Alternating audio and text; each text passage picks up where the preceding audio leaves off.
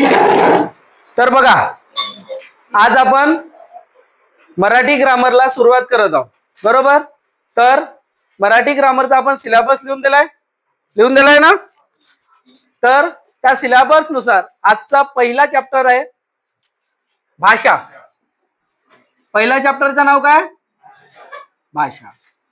आता सांगा, भाषा म्हणजे काय? भाषा म्हणजे सर्वात आधी भाषा या शब्दाची उत्पत्ती, भाषा या शब्दाची उत्पत्ती संस्कृत शब्दातील भाष या शब्दापासून झालेली आहे. आता भाष म्हणजे काय होते? भाष म्हणजे बोलणे किंवा बोलण्याचा व्यवहार करणे म्हणजे काय? भाष. ठीक आहे. त्याच्यानंतर भाषेमध्ये कशा कशाचा समावेश होतो? बोलणे आणि लिहिणे या दोन्ही गोष्टींचा समावेश भाषेमध्ये होतो. समजलं? त्याच्यानंतर बघा, बोलणारा व ऐकणारा यांना जोडणारा पूल. बोलणारा एक व्यक्ती बोलत आहे आणि एक दुसरा व्यक्ती ऐकत आहे, यांना जोडणारा पूल म्हणजे काय आहे? भाषा होय. समजलं? बोलणारा किंवा ऐकणारा यांना जोडणारा पूल म्हणजे भाषा. त्याच्यानंतर आहे, भाषा ही नदीच्या प्रवाहाप्रमाणे असते. भाषा ही कशी असते? नदीच्या प्रवाहासारखी. जसे नदीला हे वळणं असतात ना, नदी आपण कधी पण अशी काढतो का? अशी नाही काढत ना. असं बघा, असंच अशा टाईपची वाहते, बरोबर. वळण आहेत ना. बघा, नदी ही सरळ नाही जात, तिला वळणं असतात. त्याचप्रमाणे भाषेला सुद्धा वळणं असतात. जसं इथं बोलली जाणारी भाषा थोडस दूर गेला हरदुली साईडला तर थोडी खेड्याला टाईप बोलली जाते, मराठी बोलली जाते ना. थोडस फरक येत आहे. तसंच त्याच पद्धतीनं भाषेमध्ये सुद्धा वळणं असतात. काय असतात? वळणं असतात. प्रश्न येते मराठीमध्ये, प्रश्न येते, भाषेला वळणं असतात काय? हो किंवा नाही? काय असतात? वळणं असतात ना. भाषा ही कशी असते? नदीच्या प्रवाहाप्रमाणे असते. ठीक आहे. त्याच्यानंतर भाषेची व्याख्या पाहू आता. भाषा समजलं? भाषा म्हणजे काय होते? बोलणे किंवा ऐकणे. ऐकणे नाही, बोलणे किंवा लिहिणे या दोघांना मिळून सुद्धा भाषा तयार होते ना. भाषा या शब्दाची उत्पत्ती कुठून झाली आहे? संस्कृत मधील भाष या शब्दापासून झाली आहे. त्याच्यानंतर भाष या शब्दाचा अर्थ काय होते? बोलणे किंवा बोलण्याचा व्यवहार करणे. ऐकणे नाही, बोलणे किंवा बोलण्याचा व्यवहार करणे म्हणजे काय? भाषा, बरोबर. त्याच्यानंतर भाषेमध्ये कशा कशाचा समावेश होतो? बोलणे आणि लिहिणे. बोलणे आणि लिहिणे या दोन्हींचा समावेश कशात होतो? भाषामध्ये होतो. त्यानंतर दोन व्यक्ती आहेत, यांच्यामधील संवादासाठी कशाचा वापर केला जाते? भाषांचा वापर केला जाते. समजलं इथपर्यंत? त्याच्यानंतर भाषेची आपण व्याख्या पाहू. ठीक आहे. भाषेची व्याख्या.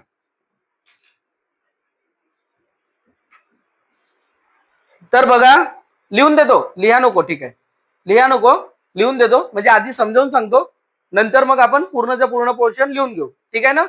आता बघा, भाषा समजलं. आता भाषा म्हणजे काय होते? भाषा म्हणजे विचार, कल्पना, भावना, पुन्हा अनुभव. तर बघा, भाषा म्हणजे काय? आपले विचार, आपले मनातील जे विचार आहेत ते.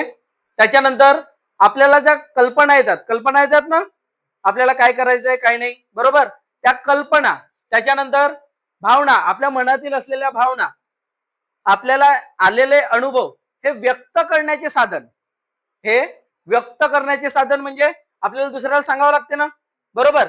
आता जसं तुम्ही स्वतःचे विचार हे दुसऱ्यासमोर मांडताल किंवा आपल्या कल्पना, आपले अनुभव आणि भावना ह्या व्यक्त करण्याचे साधन म्हणजे काय होते?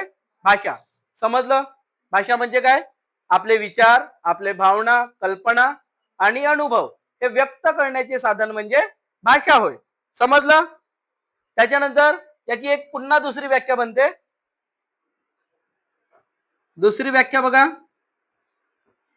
दुसरी व्याख्या आहे मानवी मनोगत.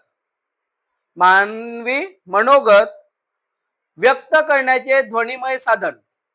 मानवी मनोगत व्यक्त करण्याचे ध्वनिमय साधन म्हणजे भाषा होय. समजलं?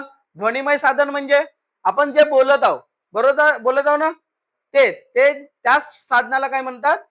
भाषा. समजलं? त्याच्यानंतर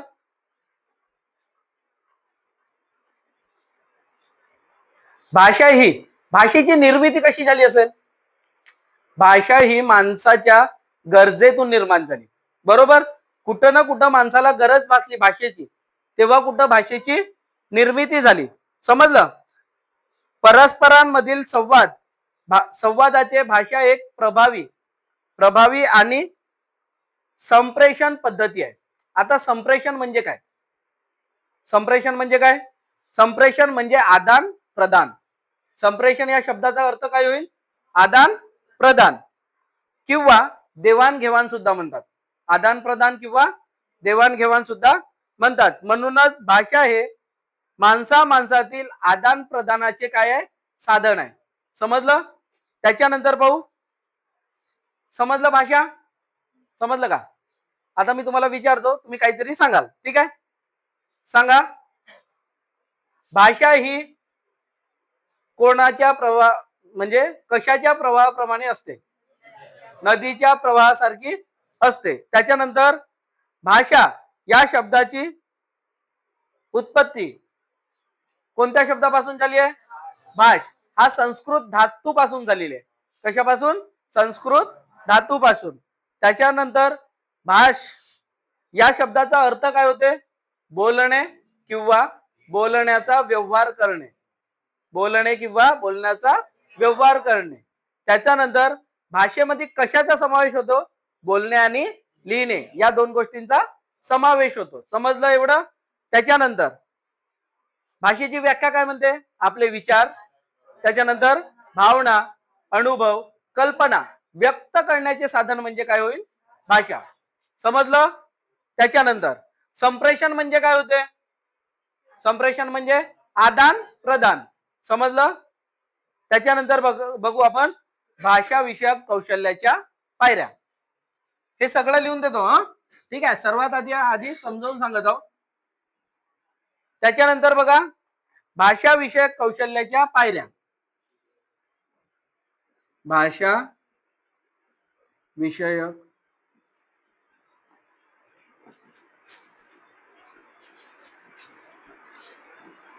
कौशल्याच्या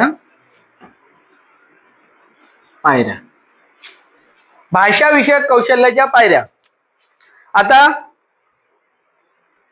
कोणतीही भाषा, जगातील कोणतीही भाषा असो, बरोबर, कोणतीही भाषा शिकण्यासाठी सर्वात आधी आपल्याला त्याच्या काही टप्प्यांमध्ये जावे लागेल. बरोबर ना?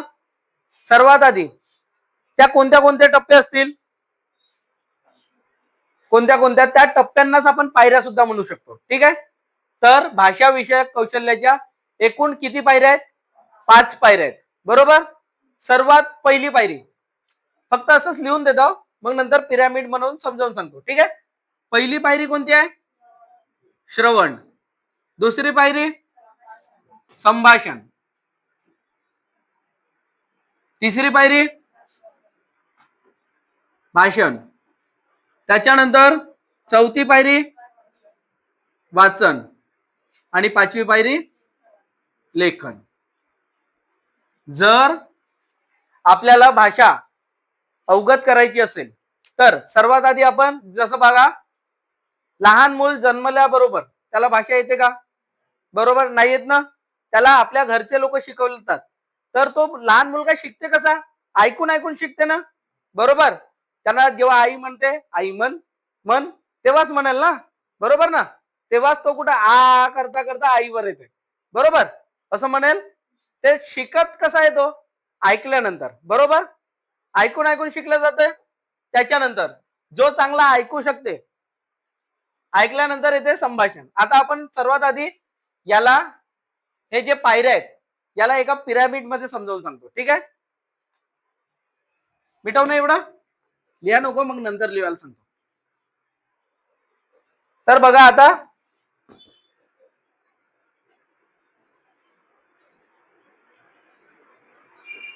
पहिली पायरी, दुसरी पायरी, तिसरी, चौथी, पाचवी. ठीक आहे, तर पहिली पायरी काय आहे? श्रवण. दुसरी संभाषण. तिसरी भाषण. चौथं वाचन आणि लेखन. झालं. भाषा विषयक कौशल्याच्या किती पायऱ्या आहेत? एकूण 5. 5 पायऱ्या आहेत ना. तर त्याच्यापैकी हे जे पहिली पायरी आहे हिला म्हणतात पायाभूत कौशल्य. काय म्हणायचं? पायाभूत कौशल्य. आणि शेवटची पायरी तिला काय म्हणायचं? शिखरभूत कौशल्य. समजलं? त्याच्यानंतर आता आपण बघणार आहोत सर्वात आधी श्रवण. श्रवण म्हणजे काय? ऐकणे. श्रवण म्हणजे ऐकणे. श्रवण म्हणजे ऐकणे होते ना. श्रवण हे पायाभूत कौशल्याची पहिली पायरी आहे. कोणती पायरी आहे? पहिली पायरी. त्याच्यानंतर जो चांगला बोलतो व लिहितो त्याच्यासाठी सर्वात आधी काय काय शिकावं लागेल? त्याला ऐकणे. चांगले ऐकणे गरजेचं आहे ना. चांगलं बोलणं किंवा लिहिण्यासाठी सर्वात आधी त्याला चांगलं ऐकता आलं पाहिजे. बरोबर? ऐकता आलं पाहिजे, तेव्हाच तो त्याचं श्रवण कौशल्य मजबूत होईल. ठीक आहे, त्यालाच काय म्हणायचं? श्रवण कौशल्य. त्याच्यानंतर बघा, श्रवण कौशल्य. श्रवण म्हणजे काय होते? ऐकणे. ठीक आहे, तर या श्रवणाचे काही दोष आहेत. श्रवणाचे एकूण किती दोष पडतात? 3. सांगितले होते त्या दिवशी 3 दोष. कोणते कोणते आहे? अश्रवण, अपश्रवण आणि अर्धश्रवण. हे 3 पायऱ्या झाल्या. हे 3 दोष आहेत. श्रवणाचे 3 दोष येतात. 3 दोष कोणते होतात? अश्रवण. आता अश्रवण म्हणजे काय होते? अश्रवण म्हणजे न ऐकणे. अश्रवण म्हणजे न ऐकणे. काय होते? जसं बघा, कोणी आपल्यासोबत बोलत आहे, बरोबर? एक्झाम्पल सांगत आहो. मी जर मोबाईल विचकत आहो, समोरवाला व्यक्ती माझ्यासोबत बोलत आहे, मी त्याचं ऐकत आहो का? असं होते ना. आपण आपल्याच धुंदीत राहतो, त्याचं ऐकतो का? त्याला म्हणतात अश्रवण, न ऐकणे. इथं लिहून घेऊ आपण वाटल्यास, न ऐकणे. झालं. त्याच्यानंतर अपश्रवण.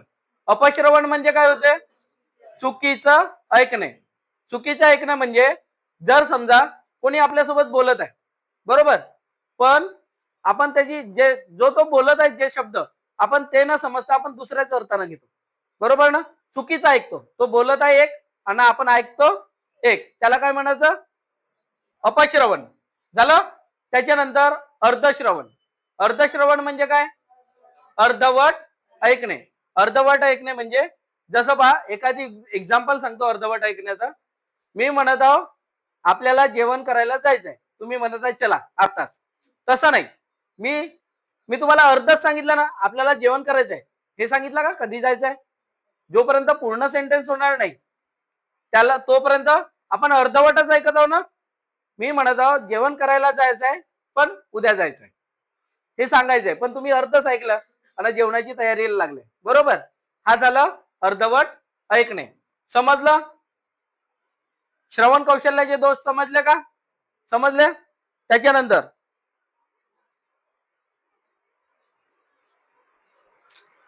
भाषा शिकताना श्रवण कौशल्य हे श्रवणापासून भाषिक कौशल्यातील पहिली पायरी मानली जाते. समजलं? पहिली पायरी मानली जाते ना. लिहिला आपण आधीच समजलंय. ठीक आहे, समजलं श्रवण कौशल्य. श्रवण म्हणजे काय होते? ऐकणे. ऐकण्याचे किती दोष आहेत? 3. कोणते कोणते? अश्रवण, अपश्रवण, अर्धश्रवण. समजले? त्याच्यानंतर श्रवण झालं. चांगलं ऐकल्यानंतर संभाषणवर येऊ आता. ठीक आहे, भाषा कौशल्याची कितवी पायरी? दुसरी पायरी. हा एवढं मिटवतो. ठीक आहे, आता संभाषण म्हणजे काय होते? संभाषण म्हणजे काय होते? स्वतःशी केलेले बोलणे. स्वतःशी केलेले बोलणे किंवा स्वगत केलेले बोलणे म्हणजे संभाषण. समजलं? आपण स्वतःसोबतच बोलतो बा, कधी कधी एकटे असाल तेव्हा बोलता ना स्वतःसोबत, त्यालाच काय म्हणायचं?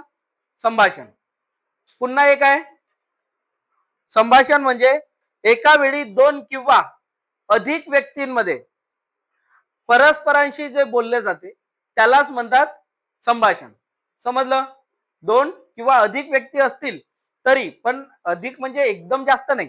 ठीक आहे, अधिक म्हणजे 2 आहेत, 5 आहेत, 6 आहेत, एवढे जण आपण पकडा. आपापसात केलेलं बोलणं म्हणजे काय होते? संभाषण. समजलं संभाषणचा अर्थ? त्याच्यानंतर तिसरी पायरी आहे संभाषण. समजलं ना? संभाषण म्हणजे स्वतःशी केलेले बोलणे किंवा आपापसात किंवा एक किंवा दोन व्यक्तींमध्ये झालेला संवाद म्हणजे काय होते? संभाषण. झालं? त्याच्यानंतर तिसरा काय आहे? भाषण. भाषण म्हणजे काय? आपले विचार. भाषण म्हणजे मी सांगत आहोत आपले विचार एखाद्या गटासमोर, गट म्हणजे असा मोठा वाला, बरोबर, किंवा समूहासमोर व्यक्त करणे म्हणजे काय होते? भाषण. आपले विचार एखाद्या गटासमोर किंवा समूहासमोर केलेले भाषण म्हणजे काय? भाषण. व्यक्त करणे म्हणजे भाषण. समजलं भाषण म्हणजे? आता बघा,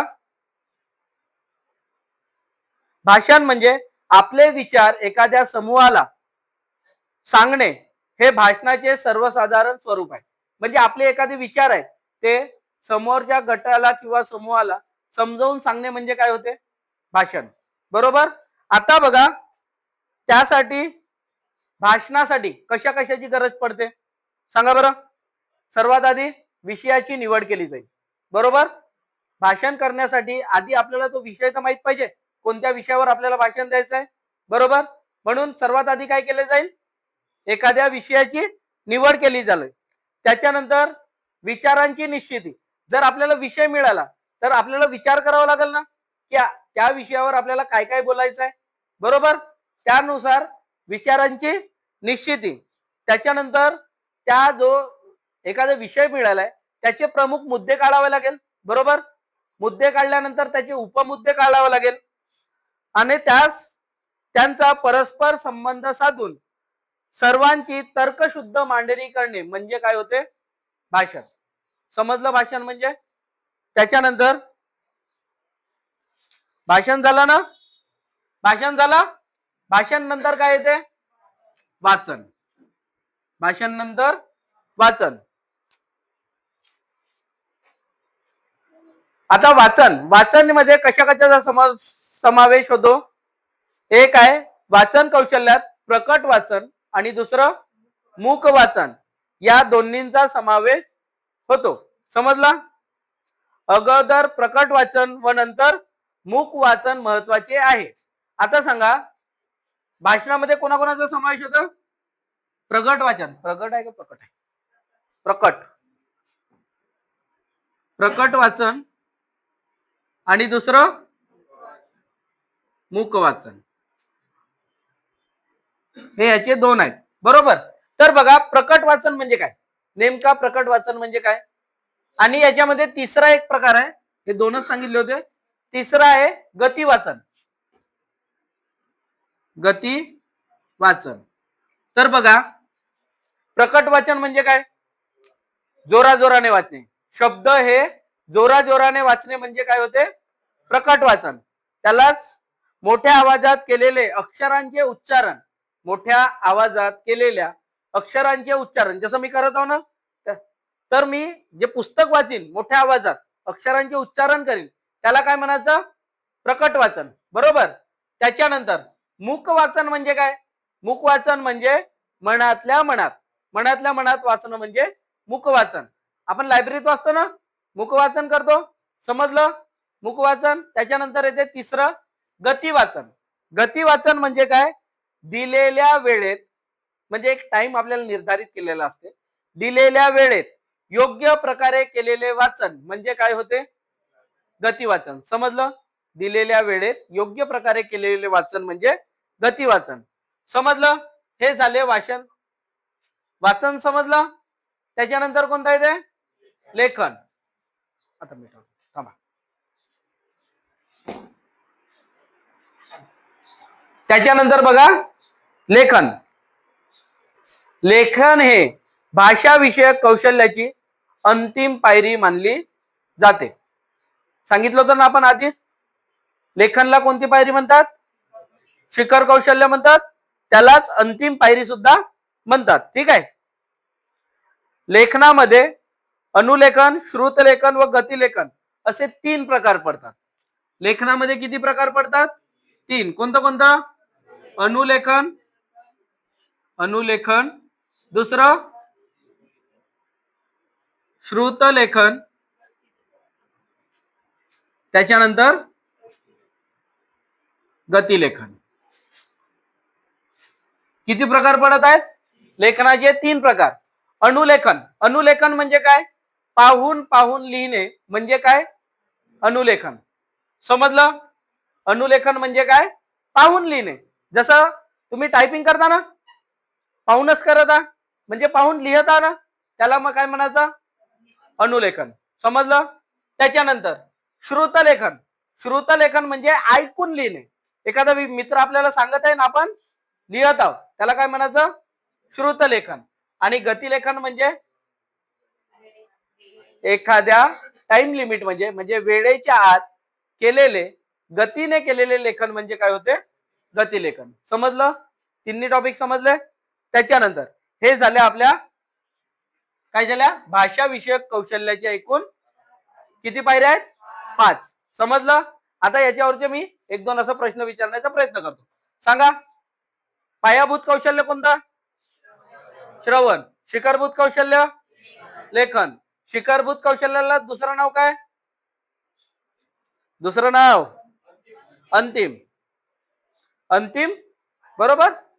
त्याच्यानंतर पायाभूत कौशल्य म्हणजे पहिला कोणता येते? आता ते पायऱ्या विचारल्या जातात, तर सांगा पायाभूत कौशल्याची पहिली पायरी कोणती?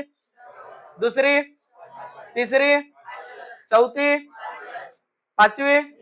लेखन. झाल्या? त्याच्यानंतर श्रवण कौशल्याचे दोष किती आहेत? 3. कोणते कोणते? दुसरं, तिसरं, अर्धश्रवण. झालं? अश्रवण म्हणजे काय? न ऐकणे. अपश्रवण म्हणजे? अर्धश्रवण म्हणजे? समजलं? त्याच्यानंतर दुसरी पायरी कोणती येते? संभाषण. संभाषण म्हणजे स्वतःशी किंवा एक किंवा दोन किंवा गटासोबत केलेले संभाषण म्हणजे संभाषण होय. झालं? त्याच्यानंतर तिसरी पायरी कोणती आहे? वाचन. वाचन म्हणजे नाही, सॉरी, तिसरी पायरी आहे भाषण. बरोबर? भाषण. भाषण म्हणजे सांगा, एखादे आपले विचार एखाद्या गटासमोर किंवा समूहासमोर व्यक्त करणे म्हणजे काय होते? भाषण. बरोबर? भाषण हे भाषण देण्यासाठी कोणते कोणते मुद्दे किंवा कोणत्या पद्धतीचा वापर केला जाते? सर्वात आधी काय करायला लागते? विषयांची निवड, त्याच्यानंतर विचारांची निश्चिती, त्याच्यानंतर प्रमुख मुद्दे, बरोबर, त्याच्यानंतर उपमुद्दे. उपमुद्दे झालं, यांचा परस्पर संबंध, या सर्वांची तर्कशुद्ध मांडणी म्हणजे काय होते? भाषण. समजलं भाषण? त्याच्यानंतर कोणता येते? चौथा मुद्दा वाचन. वाचन म्हणजे वाचन मध्ये कोणाकोणाचा समावेश होतो? प्रकट वाचन, मुख वाचन आणि गती वाचन. प्रकट वाचन म्हणजे एखादी शब्द किंवा अक्षर जोराजोराने वाचणे म्हणजे प्रकट वाचन. मुख वाचन म्हणजे मनातल्या मनात वाचणं म्हणजे मुख वाचन. त्याच्यानंतर तिसरा गती वाचन म्हणजे दिलेल्या वेळात योग्य रीतीने केलेले वाचन म्हणजे गती वाचन. समजलं? त्याच्यानंतर भाषा कौशल्याची शेवटची पायरी कोणती? त्यालाच कोणती पायरी म्हणतात? शिखरभूत कौशल्य. बरोबर? कोणती कोणती पायरी आहे? लेखन. बरोबर? लेखन. लेखनचे 3 अनुलेखन, श्रुतलेखन, गतिलेखन. 3 झालं. त्याच्यातील सांगा. अनुलेखन म्हणजे पाहून पाहून लिहिणे. श्रुतलेखन म्हणजे ऐकून ऐकून लिहिणे. त्याच्यानंतर गतिलेखन म्हणजे दिलेल्या वेळेत योग्य रीतीने केलेले लेखन म्हणजे गतिलेखन. समजलं? भाषा विषयक कौशल्याच्या समजल्या किती पायऱ्या आहेत एकूण? 5. 5ही पायऱ्या येतील ना? त्याच्यानंतर भाषेचे प्रकार.